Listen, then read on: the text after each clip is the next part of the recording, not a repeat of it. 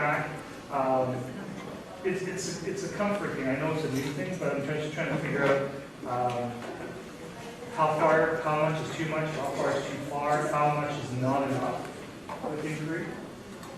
Because I find myself, okay, go try this. We've done the provocation, ask the questions, go try some research. Where is that taking you? How do I get everybody to branch off into something different so that we're not all covering the same thing, so that there aren't 2 or 3 kids doing the same thing? Is that wrong? I guess there are different questions there. So you're wondering a lot. Yeah. Yeah, how does it work, basically? So, can I talk? You started by saying teacher collaborative inquiry. So you're talking about the inquiry that the teachers want to create among themselves, or you want to focus on the student and how that inquiry process works with you as a facilitator of those kids doing that inquiry? Well, give me a bit of both. Okay. Okay, anybody want to jump in and I can spin off from there? Well, when I think of collaborative teacher inquiry, I think of teachers getting together, saying, let's put some student work on the table, let's see what they get, what they don't get, and what are our students' needs. And from that student need, as teachers, we develop a new need to fill that need. Right? Like what do I need to learn to help my students learn their needs? So to me, that's how I think of the collaborative teacher inquiry process goes through. And through that, it's kind of like, maybe it is, maybe it's like the new TLCP, thinking for teachers, right? To use a board language.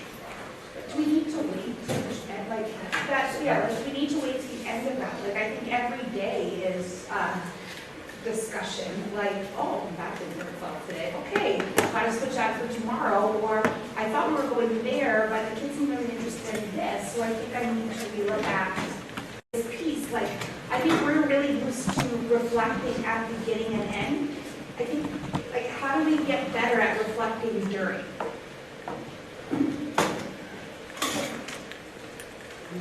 No,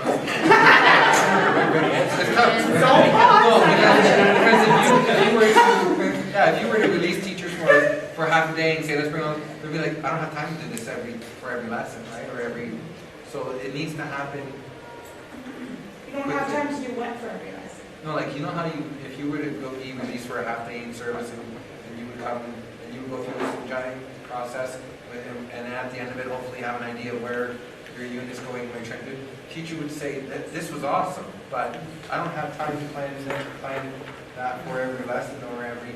So I'm validating your point by saying it needs to happen more frequently, quickly, and at more stages, right? But if the automatic reaction is to shut it down, then I think whoever they're saying it to, the next step should be, well, okay, do you need to do it for every lesson? And if you say yes, then what does that mean? Is it more important then, right? So it has to be that reflection along the way and figure out what it is that's holding you back. Okay, so to go back to the question, how do we get teachers to do the reflection? It's because it's not following the plan. Right? Like, and the plan is constantly changing, and we're constantly having to look at where kids are at and not just curriculum. Like, I can think all I want about year-end benchmarks, but when I walk into a classroom of kids who don't recognize their name, it doesn't matter where they have to get at the end of grade 1. You've got to learn a skill first, right? Like, and that's the bottom line. So I have to, my plans and my big, I'm going to go in and do this, that don't work. Like, and it doesn't matter if it's about the kids, then it's worth the time. And going back to what Nick said about collaborative inquiry, you could be planning that together to do that collaboration with your peers or your like minds, but then it could be in your grade 6 teachers, but what works for your kids might not work for theirs. Well, that was a very And then how do you deal with that? How do you reflect and work with that in your group, in your inquiry group? Because part of it I'm thinking of is that it gets away from traditional planning with teachers. It's all changing now.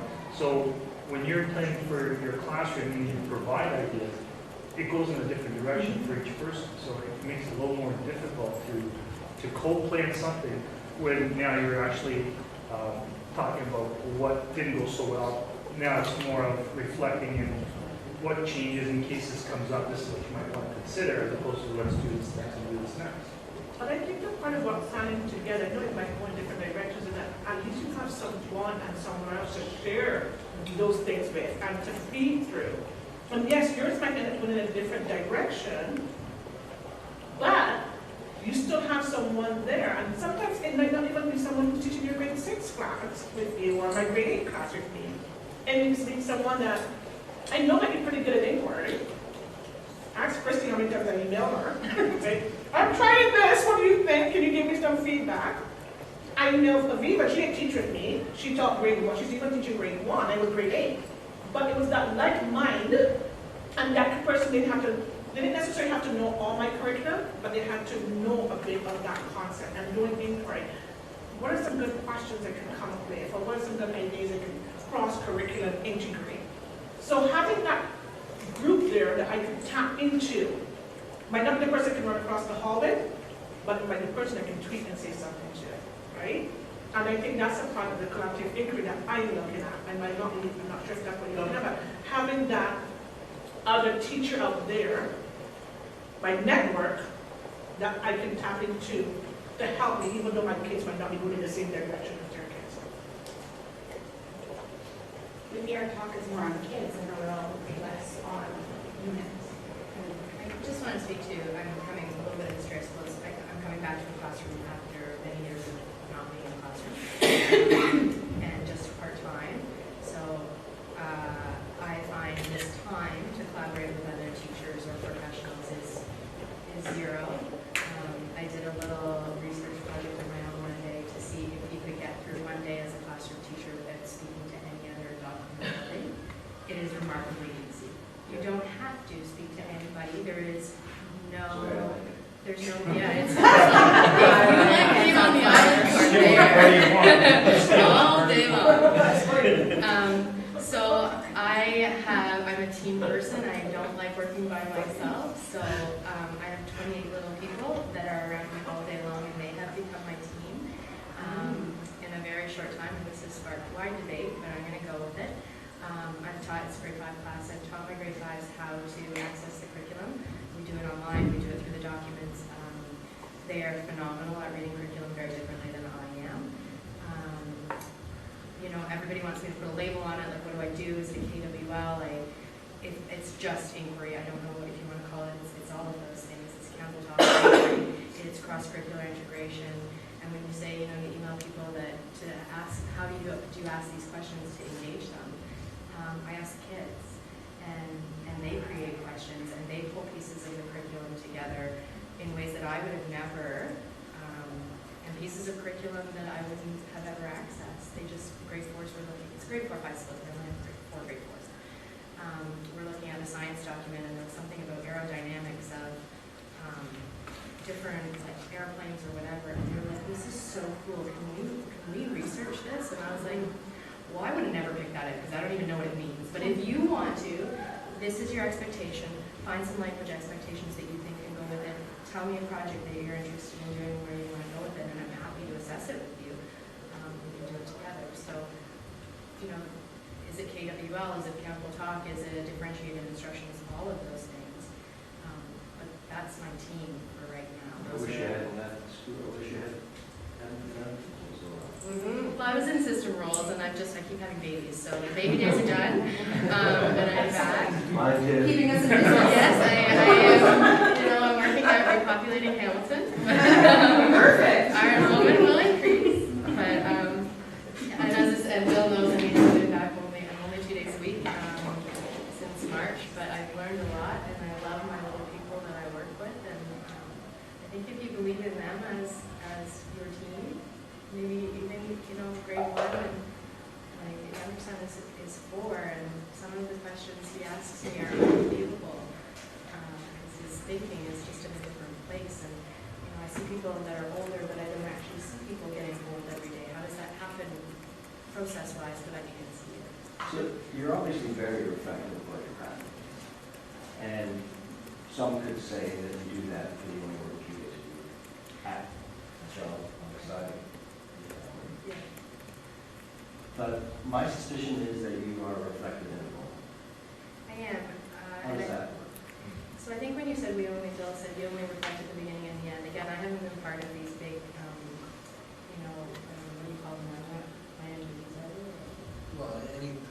session, right? Yeah, so I'm not necessarily part of that because I'm not there, but, so, in terms of the assessment in the middle, again, how I teach now and how I taught 10 years ago are very different, but, I don't necessarily do this big planning assessment thing, so, an example, we were working on 2D geometry, and I gave the kids, I wrote 5 questions on the board. I've also written questions in different languages, which is really cool, which is very widespread. But you can't Google Translate. So I wrote 5 questions on the board. They came in and they're like, what do we do? What do we do? And they're like, there's questions on the board. And I was like, I don't know, what do you want to do? Should we answer them? I said, sounds like a good idea. It's grade 5 at school. This would make sense. And they said, we have to answer them all. And I said, you decide. And they all just like looked blankly of like, well, what do you mean? And I was like, well, you tell me, like, what do you think would be a reasonable number of questions to answer? And, you know, they said 1 wouldn't be enough, 5 would be great, but what if they only wanted to answer 3? Because question 1 and 4 were similar, we're doing flip slides and turns, so one of them had to do a flip and then a turn, and then the other one's a turn and then a flip. And they said, well, those are very similar. I said, okay, well, write that down. So you didn't answer number 4 because it's the same as number 2. So again, I use them as my team to be reflective in that process. I hadn't planned that. I walked in and was like, shoot, 2D geometry. So from, Flavel's definition of metacognition is planning, monitoring, and reflecting, which really is a form of reflection at the beginning, reflection throughout, check out the efficacy of your processes, and reflection throughout at the end. I probably don't do the first 2 very well. But within that lesson, I guess, sorry, to answer your point, I tend to get a bit wordy and excited with other grown-ups because I don't want to do this.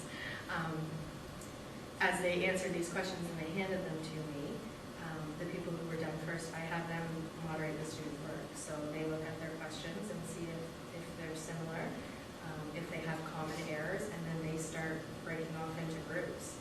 And then, so people ask me all the time, well, how is that my inquiry? How am I imposing it on them? And I'm not. I'm facilitating it for them, and I help them develop what they're doing at the groups, what they're student-led. I encourage them, the same as we've never called it a 2 feet rule, but I encourage them to get up and move through the groups. And in the beginning, you know, there was like, he's cheating, she's looking at mine, and whatever, and we've gotten past that now. But that's how my reflection and my assessment works, is I watch them in the process of the math, but also in the process of the inquiry and the collaboration and the problem solving. And sort of the grit of, I talk about this a lot because I see so little of it sometimes, of students, and when you get to a roadblock, what do you do now? And I'm not always going to be there, so figure it out. What can you do as a community of 28 brains to do it? And they're getting pretty good at it. Sometimes it's a disaster, and sometimes it's really great. There's nothing wrong with being a disaster center because I think that's where we have to get that through kids' head that it doesn't have to look pretty, it doesn't have to be perfect, and that's why you're learning from that mistake. So it's a disaster. Well, that didn't go so well today. Well, what can we do? You think we can do to make it better next time? Totally, and it's Not loud, reflective piece? and it's chaotic, and it Yeah. looks disoriented, and it looks disruptive. And those are things that we work on, but it's not, I think if people were to walk into my classroom, they might go, what is going on here? But there is a purpose, and the kids know what it is, and I know what it is, and that's kind of where we're at. The thing is that the kids know this, but at the end, can the kids reflect on what they've learned? So they can, and it's funny, one of the kids came to me last week and was like, you never teach us anything, you're the worst teacher ever. And I was like, oh, I'm really sorry. I was like, let's just brainstorm some of the things you haven't learned this term, like in the past couple of months. So, we brainstormed a billion things, obviously. And I was like, I didn't teach you any of this. I didn't stand up here and give you a lesson. I guided you. I facilitated your groups. But they could almost recite word for word what they had learned. And then, the pyramid that I always forget what it's called, the level of learning. The highest form is teaching. So when they break out into these groups, that's what they were recalling was, oh, I remember when and they don't call it a focus group, I remember when I was the teacher and I retaught, Michaela and whoever, geometry when you're training, one point is step to the table. Like So they are, I think, I don't know, I always go back to the Ken Robinson video, Changing Education Paradigms, and, you know, how when you let them explore, their learning is like 98%, whereas if we just teach them, it's like 10%. And so I have to believe that, he's a brilliant mind, and I hope that that's the case. Can I ask how this applies? Like, I'm in high school, and it's very content-driven, and I have to cover X number of themes over that time period.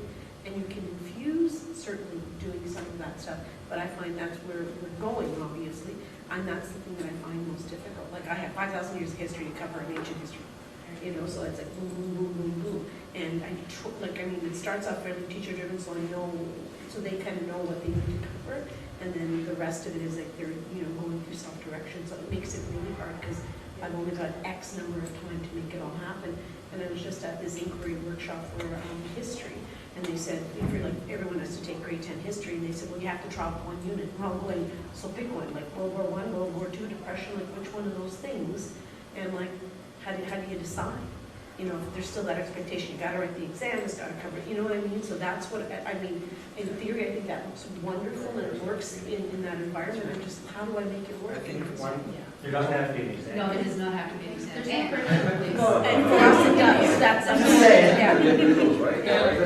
For some people, it's the on their department head in high school, they tell them there has to be, they don't have a choice. Yeah. There's, Oh, when they well. have that battle. Yeah. Yeah, good You luck can tell telling, me. if I'm when I was in secondary school, good luck telling me that I'd have to do it. Oh, yeah, you can't tell me a lot of things. You know, because all I really have to do is meet the ministry expectations. That's my job. And, you know, but that's a different story. should I go back to the question? If somebody asks you, then you show how, right? Yeah, anyway. Yeah, no, it's just like, I mean, ours has gotten quite prescriptive, like this is how much, this is where, this is how it's broken down.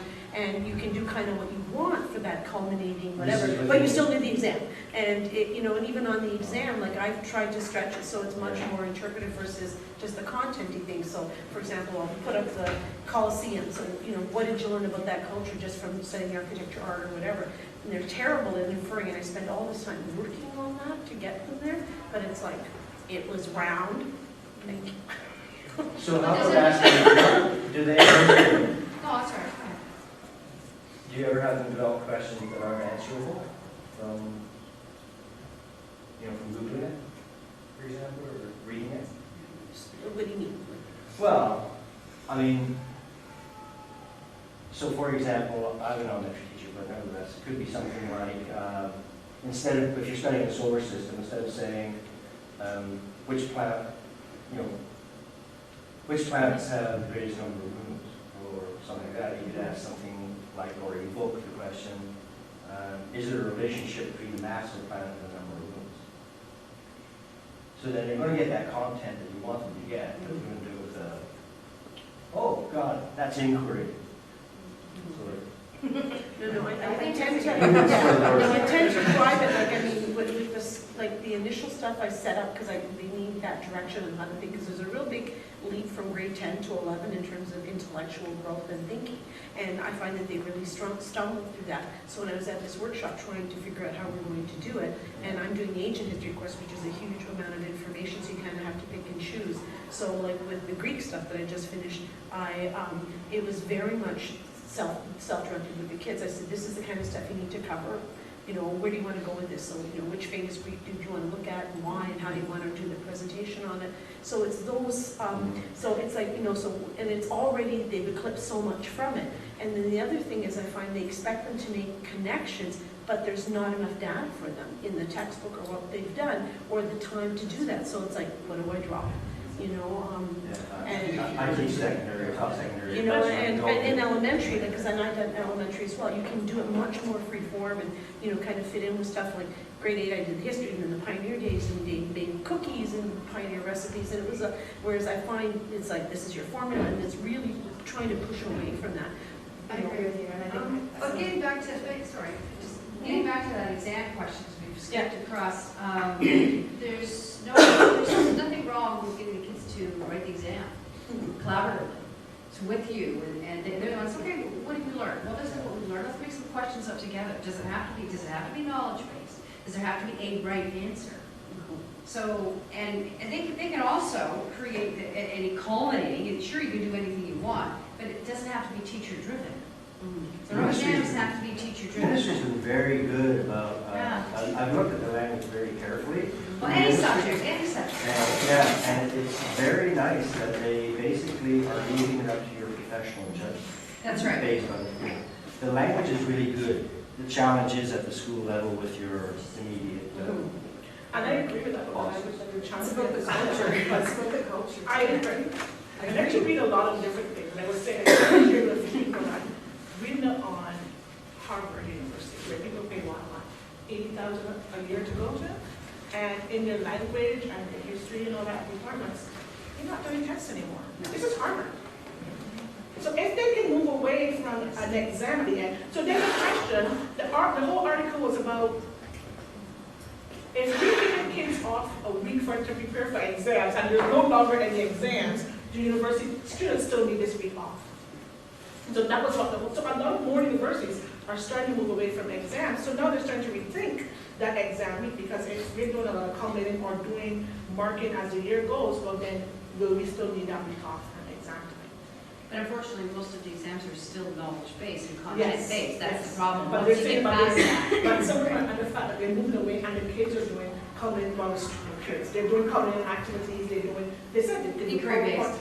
And apparently it's even moved to the point they said that before, if you was a professor wanting to do something that was not exam, you had to go to the dean or whatever to write for permission. Apparently it's now reversed. That if you're doing an exam, you're writing to say, I am doing an exam, and these are the reasons why I'm doing an exam. So this is how some of the departments, not all of them, have become. I think those are two really interesting points, and I struggle with that a lot, and I'm probably coming from system roles where, you know, like, we pay the expectations first, and we do this, and that was 5 years ago, and who I am now, I look back at that person and kind of cringe, because I never do that. I find, you know, teaching full days, literacy is my background, but, you know, having to teach social studies, science, health, language, math, it is tremendously overwhelming. And you look at those things and you can get so bogged down in it. And as a mom, I look at it and I think, if these were my children, what do I want them to take away? Will I cover everything in the science document? Absolutely not. Everything in the language document? Probably not. But I can pull a lot of it in. This is the system that I work in. I don't love it. I feel like my hands are tied a lot of times. I'm not in a school that's quite so rigid in terms of like when things need to be taught and not. So I do have more freedom from pushing bounds. You're also not in the U.S. I know I'm pushing the limits. I know it's not very conventional, but I believe in what I'm doing, and I can pull research to show that it supports what I'm doing. So I think maybe that pushback is maybe needed. That, you know, if you ask any of us any question on any topic in the world, and I'll give you an answer. Like, what's the point of, there's no point in knowing, but there is a point in being able to access information, being able to problem solve, being able to work with other people. So, yeah, I like how you brought up you as a parent. I have young children as well. My wife is she's had two children, but she was, in the last 5 years, been on for 2 years. And one of the things is she's watched me come to things like this, support me to go things like this, meet individuals that I've had to do with PD, and it really changed my way of assessing and inquiry approach, and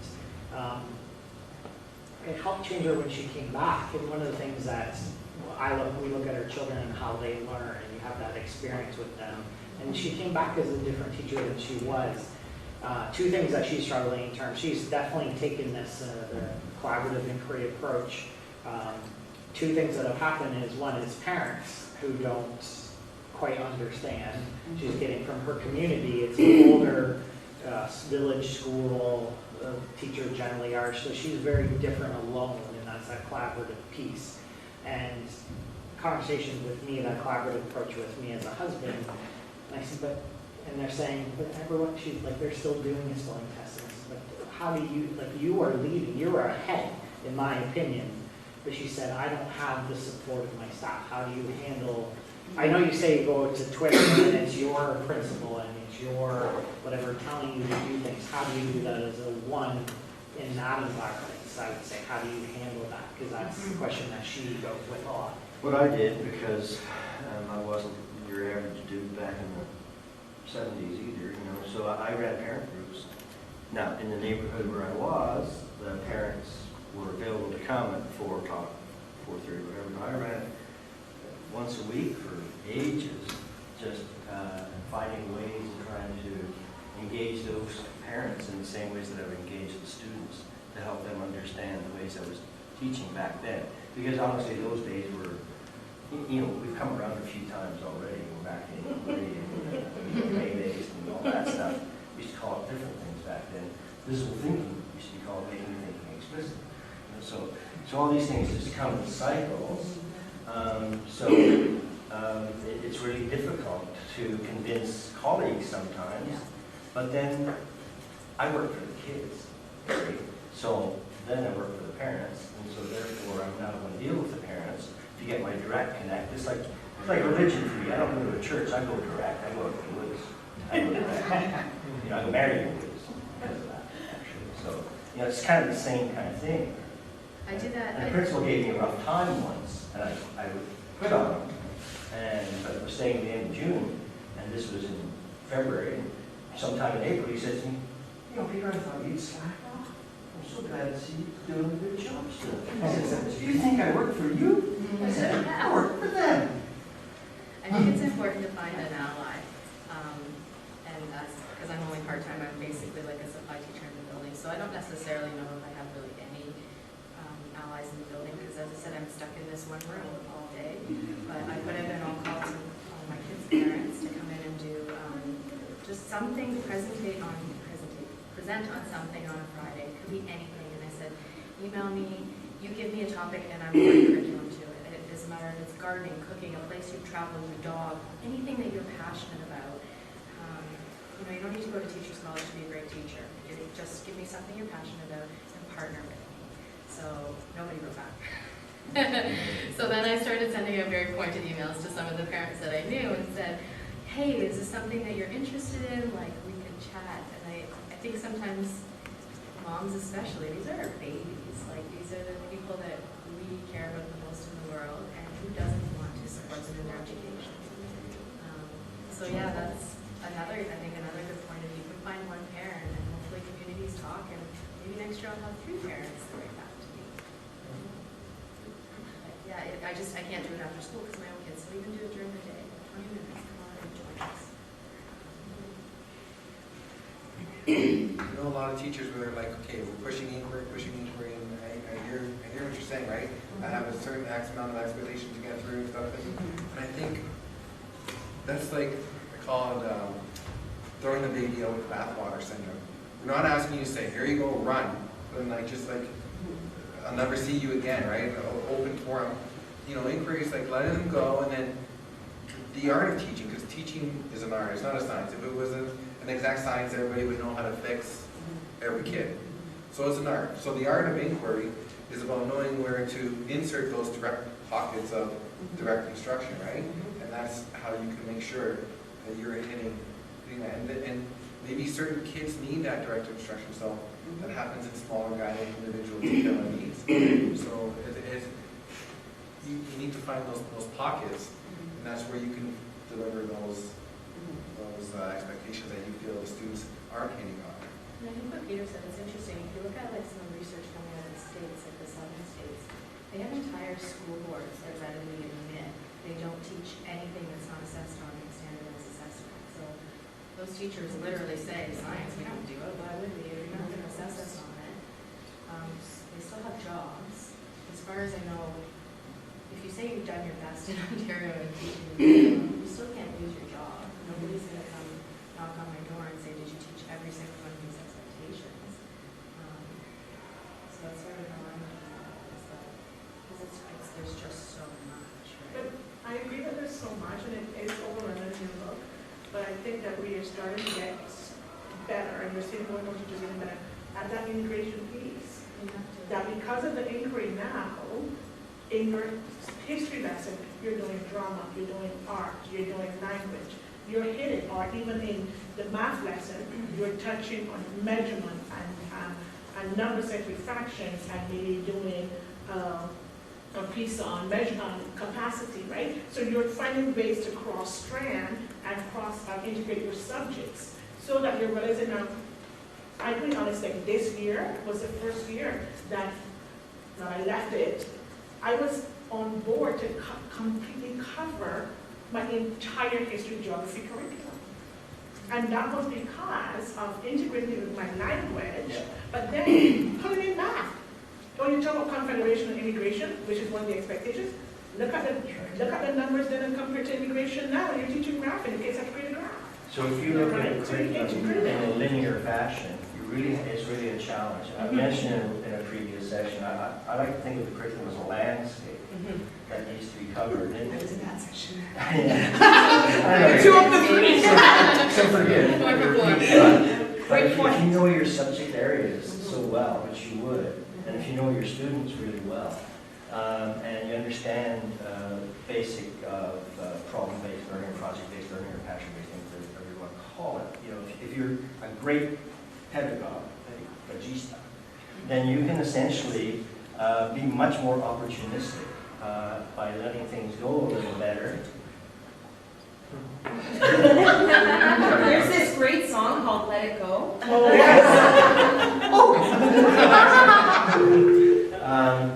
You know, and that way, Good afternoon, everybody. So we are on our lunch break. you can be opportunistic about just going on a path. Head of their executive process, you don't have to wait too long. Parents have giant lunch, or if you brought your own lunch, It's not you easy. can enjoy I think we need to change the schedule. when staff For this one, come- but on Thank for you. session 4, then we come back and finish this one. When staff asks God, that's a good idea. Yes. When staff ask me or say to me, like I just want to say, speak of up here's point, when staff come to me and say, you know, I'm really worried about this, or I'm not getting to what I need to get to, or I'm feeling anxious about this, I always ask them, or talk to them and say, let it go.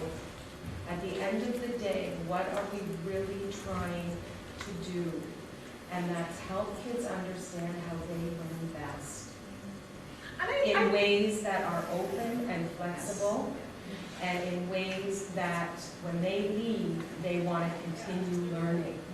When they walk out the door, that's what they want. So it is about wondering, it is about questioning, it is about, it's up to me to find answers and go to others and love and taking care of each other. And bottom line, it's relationships.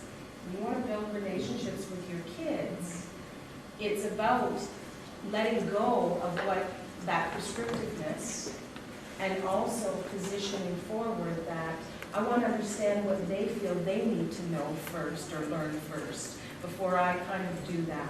And sometimes I actually see staff members in front of me go, oh, it's the body language. It just feels so good to hear that.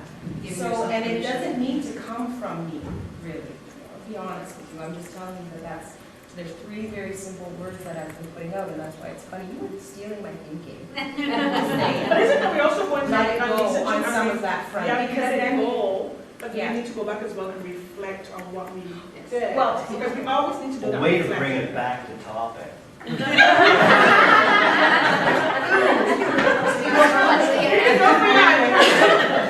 Thank you. We need to buy copies of Frozen for staff. in the drama room, Brenda would be proud of me. Brenda would be very proud.